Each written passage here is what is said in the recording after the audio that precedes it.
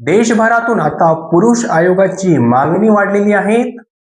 देशात महिलांच्या संरक्षणासाठी बनवण्यात आलेल्या कायद्यांचा सध्या सर्रास गैरवापर होत असल्याचा आरोप होत आहे. कलम 498 पोटगी आणि घरेलू हिंसा यासारख्या तरतुदींचा आधार घेऊन लाखो निर्दोष पुरुषांना टार्गेट केले जात असून यातून कोट्यवधीची वसुली आणि मानसिक छळ होत असल्याच्या घटना समोर येत आहेत. या दबावाखाली येऊन अनेक पुरुषांनी आत्महत्यासारखे पाऊल सुद्धा उचलले आहेत. आता याच अन्यायाविरोधात देशभरातील पुरुषांनी राष्ट्रीय पुरुष आयोगाची मागणी लावून धरली आहे. त्यातील काही मुद्दे आता समोर आले आहेत. सध्या स्थिती काय आहे हे आपण जाणून घेऊया. अनेक प्रकरणामध्ये घटस्फोटाच्या नावाखाली पुरुषांकडून पोटगीची मागणी केली जाते. 498 अंतर्गत संपूर्ण कुटुंबाला खोट्या गुन्ह्यात अडकवून सेटलमेंटसाठी दबाव टाकला जातो. एनसीआरबीची धक्कादायक आकडेवारी सुद्धा समोर आलेली आहे.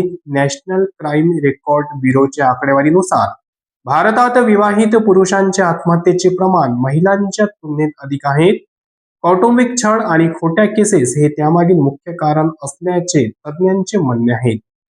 सर्वोच्च न्यायालयाने सुद्धा यावर निरीक्षण केलेले आहे. सर्वोच्च न्यायालयानेही या कायद्याच्या गैरवापराला कायदेशीर दहशतवाद असे संबोधले आहेत. विनाकारण होणाऱ्या अटकेवर न्यायालयाने मर्यादा आणल्या असल्या तरी जमिनीवरची परिस्थिती सध्या अजूनही गंभीर आहे.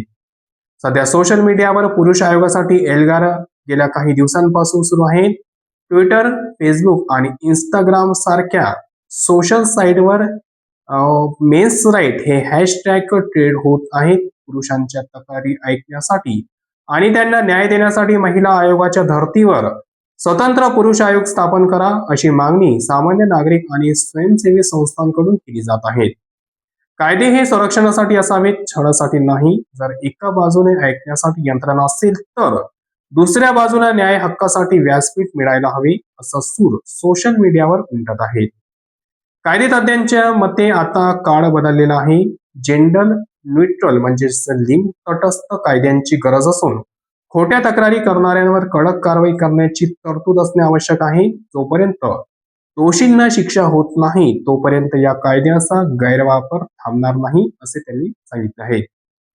एक समाज म्हणून आपण या विषयाकडे गांभीर्याने पाहणार का?